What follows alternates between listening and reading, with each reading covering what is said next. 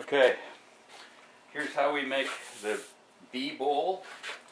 This is a bee bowl here. You can see the nice curve in it.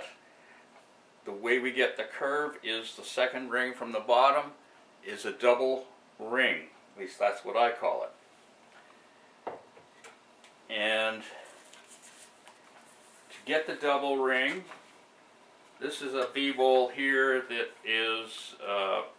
has yet to be glued up. This ring is the double ring.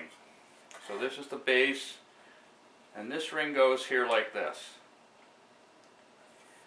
As you can see on the bottom, this ring does not meet up with this ring here. There is a gap, in this case, of about 3/16 of an inch. When we put the third ring on, there's another gap.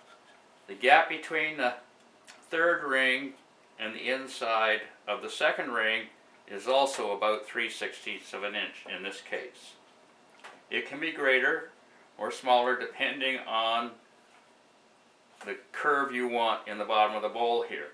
The reason for the double ring is that originally was that the bandsaw would not cut more than a 45-degree angle. So you couldn't get a greater angle or a lesser angle than 45 degrees here. With the double ring, that allows you to come into the bottom without, well, there are restrictions, but without going through the bowl itself. So the rest of the rings going on are very straightforward. This is what the mock-up of a bee bowl looks like. Okay, now, how you get the double ring and how you work it is, in a case like this, here's an image of a drawing that I make of bowls when I'm making a new style of bowl. You can see here the pencil, or the very fine ink line is the drawing. The actual curve of the bowl that I want is drawn within the boundaries of these sections here. These sections here and this is a cross section of the various rings. Similar to this bowl here. A section like this would be a cross section of this ring here, of this ring here. I make these drawings in Corel Draw. You can refer to the video on the vase on how to make these drawings. Now, you can take from this drawing, when you do the drawing in Corel Draw, you'll see in the video of the vase how you make a single piece of paper that has all of these angles in it, because these are the angles here that you use on the bandsaw. Every one of these angles is slightly different, but you do not need to know what the actual angle is. You print out this little section here. You can usually put it on the back of the paper here and cut it off. And these are the angles that you set the saw at. When you make a number of these bowls, you can just keep this piece of paper. You do not have to make a drawing for each one. And you can just go from there. That should be all you need to do it. However, there are restrictions. The angle of this ring here cannot be greater than the depth of the ring.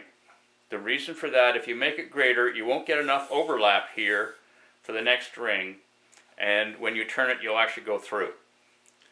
So that is the restriction. Do not make this gap here greater.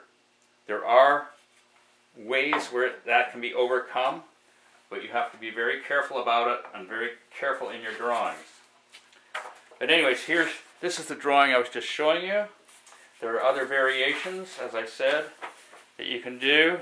This one here where you have a wide ring here and also a wide ring here, which allows you to get a reverse curve. This one here is a much, isn't as steep a bowl, and in doing this you get 2 double rings. The 2 double rings allow you to have an angle that's more acute than 45 degrees. And then another sort of extra wide ring up here which allows you to get the reverse curve. In this case here, this angle here is not greater than the thickness of the wood on the one hand, but this gap here is much greater. And that way you can get like a platter out of a board, and a nice, a platter with some depth in it, a shallow, wide bowl. So there's lots of things you can do once you master the double ring. This is a much more simplified drawing, but again gives you a nice curve on the bowl, nice belly on it, because you've got this double ring in here. And again with this one here, this is close to what the B bowl is, except that I've curved it down like this. This was a piece I made many years ago, but again you can see very clearly the double ring here. I hope this gives you enough information to try it, and if you have any more questions, let me know.